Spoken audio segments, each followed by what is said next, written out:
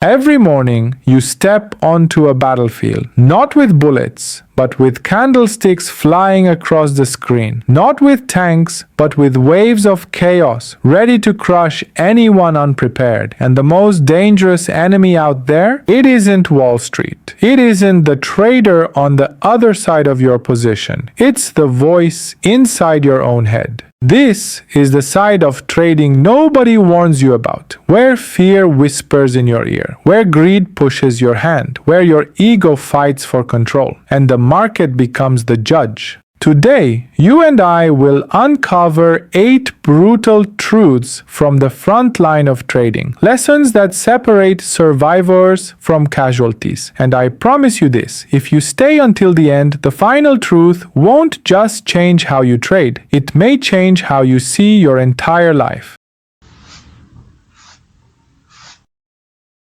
Lesson 1. The market is a mirror. Here's the brutal truth. The market doesn't care about you. Not your dreams, not your plans, not even the nights you stayed up studying charts. The market is a mirror, and every trade you place shows you exactly who you are. Are you patient or reckless, disciplined or desperate for a quick win? A trader once admitted, "I never lost to the market, I only lost to myself." Think about that. His losing streaks weren't just bad trades. They were fear, they were greed, they were his ego demanding to be right. The chart never lies, and neither do your reactions. But if the market is a mirror, what happens when the face staring back at you isn't strength, but fear itself? That's our next lesson. Lesson 2. The best traders are afraid. People think the best traders are fearless. One legendary trader once said, "I think about losing money, not making it." That wasn't pessimism, that was survival. Amateurs win a trade and think they're invincible. They double their size. Professionals win a trade and cut their size down. Why? Because they know the moment you feel untouchable, the market is waiting to humble you. Fear, when sharpened, doesn't paralyze you. It protects you. It keeps your awareness wide. It keeps your ego in check. It keeps you breathing when others are suffocating. But fear is only half the story, because even fear can't save you if you don't master one brutal skill: losing. Lesson 3. Losing is a skill. Nobody likes to lose, but here's the paradox. Losing well is the core skill of a survivor. The market punishes those who refuse to take small losses. It rewards those who accept pain quickly and move on. Think of a boxing match. You can take a jab, shake it off, reset your stance, but drop your guard and take one clean hit to the chin and it's lights out. A small controlled loss is a jab. A stubborn, uncontrolled loss, that's the knockout. The greats don't argue with price. They don't beg the chart to turn around. They cut, they accept, they move forward. Every loss is a tuition fee. The question is, are you learning from the bill you just paid? But if losing is a skill, what about intuition? Can you really feel the market before it even moves? That's the next truth. Lesson 4. Intuition is earned. Some traders look like they have a sixth sense. They call tops, they catch bottoms, they make it look easy. But here's the secret. Intuition isn't magic, it's memory. It's thousands of hours staring at charts. It's your brain absorbing patterns until they're invisible to most, but obvious to you. At first, the chart is chaos. Later, it's music. At first, you think you need more indicators. Later, you realize all you needed was focus, patience, and time. Intuition isn't a shortcut. It's the reward for repetition. But there's a trap here. The more intuition grows, the more confidence grows. The more confidence grows, the bigger your size gets. And the bigger your size, the more fragile your mind becomes. Which brings us to the next lesson. And it's the one that's destroyed more accounts than any bad strategy ever could. Lesson 5. Big size kills confidence. After a few wins, you'll feel unstoppable. That's when the voice whispers, go bigger, bet heavier, make it count. But here's the danger. When your size is too big, everything changes. Your breathing, your posture, your time horizon shrinks from hours to seconds.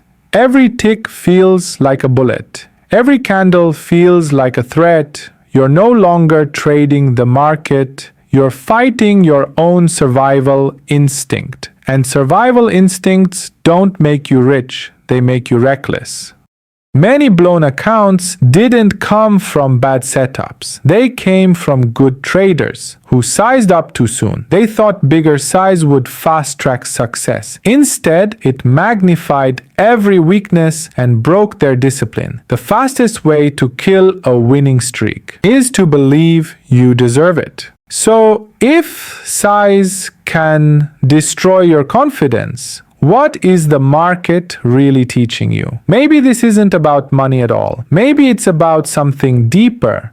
Lesson 6. The market is a dojo. Trading is not just financial. It's personal. It's spiritual. Every win, every loss, every false breakout. Each one is a test, a lesson. The market is your dojo. A training ground where your ego, your fear, your patience are tested again and again.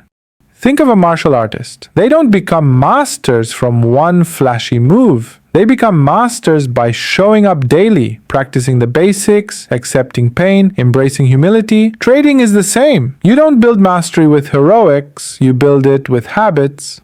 When you see trading as a dojo, you stop asking for easy days. You start asking for honest feedback. Did I follow my plan? Did I respect my risk? Did I improve today? But if trading is a dojo, how do you measure progress? Not with profits, with process. And that's our next lesson. Lesson 7. Process beats results. Here's the paradox. The best traders don't chase results. They chase process. They don't judge the day by profit or loss. They judge it by this. Did I execute my rules with precision? Did I control my risk? Did I stay disciplined? That's how consistency is born in a chaotic game. You can't control the outcome, but you can control the inputs. The pros have boring rules, a checklist, a plan, a stop loss set before entry, and they follow them like ritual. But even the best process can fail without one last ingredient: flexibility.